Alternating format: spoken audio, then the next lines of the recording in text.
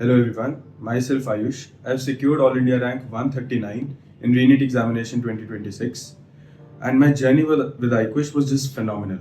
मतलब सिर्फ जर्नी में ना सिर्फ पढ़ाई वाला पोर्शन नहीं होता है। 2 साल में हमने सिर्फ पढ़ाई ही नहीं करी, हमने साथ साथ इंजॉयमेंट और खुश भी रखा है अपने आप को।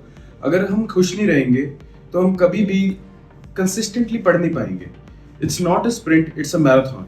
ये एक बहुत लंबी रेस है। इसमें अगर हमारा हैप्पीनेस क्वोशंट हाई नहीं हुआ तो हम कभी कंसिस्टेंटली पढ़ ही नहीं सकते रोज, और इतनी मोटिवेशन के साथ पढ़ नहीं सकते। तो उसमें iQuish का बहुत बड़ा रोल था कि पढ़ाने के साथ साथ iQuish ने हमें खुश भी रखा, हमें मोटिवेटेड भी रखा। सारे टीचर्स ने हेल्प भी करी, हमारे डाउन्स में हमको बहुत ज़्यादा हेल्प करी, हमें अपलिफ्ट किया, जिसके कारण हमारा कभी भी मोटिवेशन कम नहीं होता था और हम कंसिस्टेंटली 2 साल पढ़ पाए। और consistency is the key to success. हम कंसिस्टेंट रह पाए, इसलिए हमारा ये इस तरीके का रिजल्ट आ पाया। तो ये जनरल फीलिंग होती है कि बहुत मेजर रोल बच्चे का खुद का होता है सेल्फ स्टडी का। मेरे केस में मैं हमेशा ये बोलता होता हूँ, अगर कोई मुझको पूछता है, कि टीचर्स का भी बहुत ज़्यादा बड़ा रोल है, क्योंकि हमें खुद को एज स्टूडेंट्स पता नहीं हमारे लिए क्या सही है। वो टीचर्स को ही पता है कि अगला स्टेप, अगला मटेरियल कौन सा होएगा, और हर बच्चे के लिए स्पेसिफिक कौन सी बुक या कौन सा कितने क्वेश्चंस वो सब रेकमेंड करने हैं। वो टीचर्स को ही पता है कि हर बच्चे के लिए क्या ठीक है और क्या गलत है। कोई एक टाइप का मटेरियल किसी के लिए ठीक हो सकता है और किसी के लिए गलत। तो टीचर्स का बहुत बड़ा रोल होता है ये डिसाइड करने में कि तुम कौन सा मटेरियल कर रहे हो, तुम मोटिवेटेड हो या नहीं, तुम डाउट्स कैसे ले रहे हो। डाउट्स हम अपने टीचर्स को किसी भी टाइम पे डाउट्स भेज देते थे।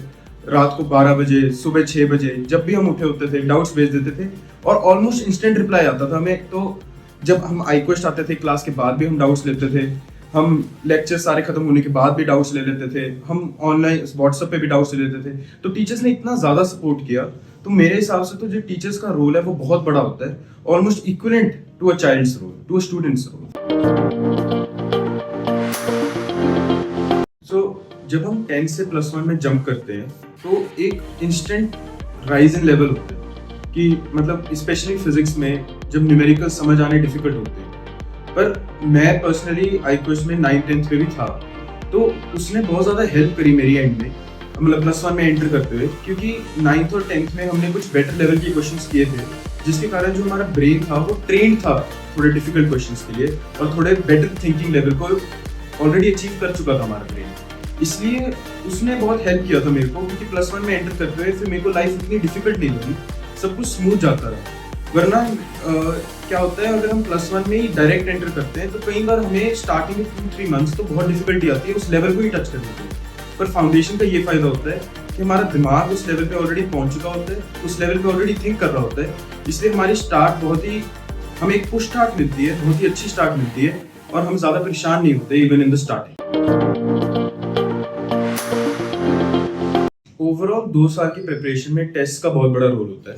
हमारे बाई वीकली टेस्ट होते थे, हर 2 वीक्स बाद एक टेस्ट होता था, जो बहुत इंपॉर्टेंट है। कई बार क्या होता है कि पढ़ते पढ़ते ना ढीले पड़ जाते हैं कि और नहीं पढ़ा जा रहा या मन नहीं कर रहा, तो टेस्ट से पुश होते थे कि पढ़ना है क्योंकि टेस्ट देना है, we have to score well in it.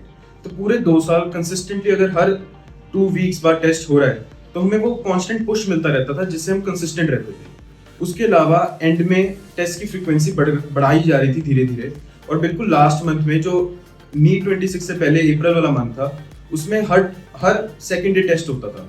तो उससे क्या होता है, मोमेंटम बना रहता है, तो सारी चीज़ें रिवाइज होती रहती हैं, मोमेंटम ब्रेक नहीं होता, और तुम बहुत ज़्यादा टेस्ट देते हो नीट से पहले, जो तुम्हारा कॉन्फिडेंस इंक्रीज करता है।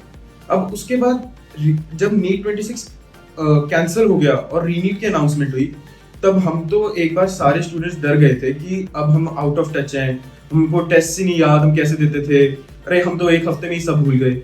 उस पीरियड में iQuish ने बहुत मेजर हेल्प की थी। हमारी अगली टेस्ट सीरीज जो रीनीट के लिए थी, वो भी अगले 4-5 दिन में बस स्टार्ट हो गई थी।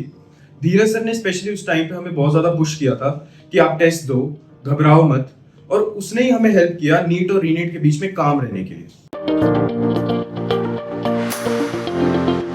टू ऑल फ्यूचर एस्पिरेंट्स, बहुत सबसे इंपॉर्टेंट चीज़ है that you stay consistent and focus from the very beginning. +1 में एंटर करते सार हम कंसिस्टेंट होने चाहिए। ये नहीं कि हमने +1 हाफ या कुछ महीने या 1 साल खराब करा और उसके बाद मोटिवेशन लेके आए। You enter motivated and you continue motivated through out the 2 year journey. और इसके अलावा अपने टीचर से कम्युनिकेट करना बहुत ज़्यादा इंपॉर्टेंट है। अपनी हर प्रॉब्लम अपने टीचर से शेयर करनी चाहिए, बिल्कुल ट्रांसपेरेंट होना चाहिए और ब्रूटली ऑनेस्ट होना चाहिए अपने टीचर्स के साथ। अगर कोई भी गलत काम गलती से हमने कर दिया, अगर कभी फ़ोन देख लिया, पढ़े नहीं 1-2 दिन, तो भी अपने टीचर्स को बताना है ताकि वो तुम्हारा टाइम टेबल उस हिसाब से सेट कर पाए। तो इससे तुम्हारी प्रिपरेशन बहुत स्ट्रीमलाइन रहेगी।